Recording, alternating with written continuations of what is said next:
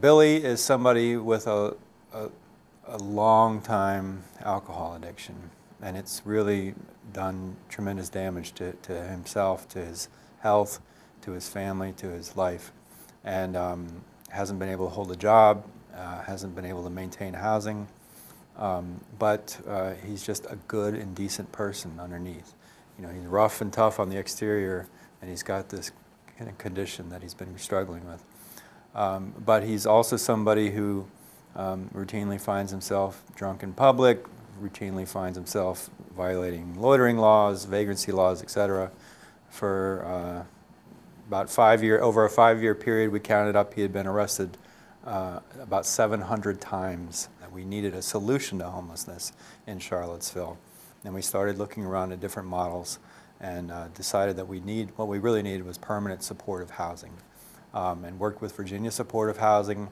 It took a number of years, took a lot of political capital, but by this point I was on the city council. I had been elected to the city council of Charlottesville. The number one plank on my platform was to create a housing fund, a housing trust fund for the city of Charlottesville. We got that done, and we were able to use the proceeds from that fund to purchase a piece of land that ultimately became what's now known as the Crossings at 4th and Preston, Charlottesville's first permanent supportive housing facility.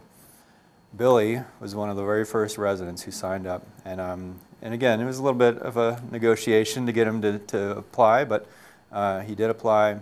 The previous 5 years have been arrested 700 times. We've been open now a year and a half with the Crossings. He has been arrested twice, and that's not good, but when you compare it to the previous volume of arrests, it's a remarkable difference. And I'm not trying to say he's stopped drinking altogether, but his drinking has subsided. He's on a much better path in life. Being in the Crossings has not only improved his quality of life dramatically, but it's saved our community a lot of money, because every time you have to process somebody, book somebody, jail somebody, it costs a lot of money. And add to that all the other costs that go with keeping people homeless. In many cases, including Billy's, it's a lot more expensive to keep somebody on the streets or allow them to stay on the streets than it is to simply provide even a deeply subsidized supported unit. So it's working. Affordable housing, permanent supportive housing is working, not just for Billy personally, but for our community. It's making a huge difference.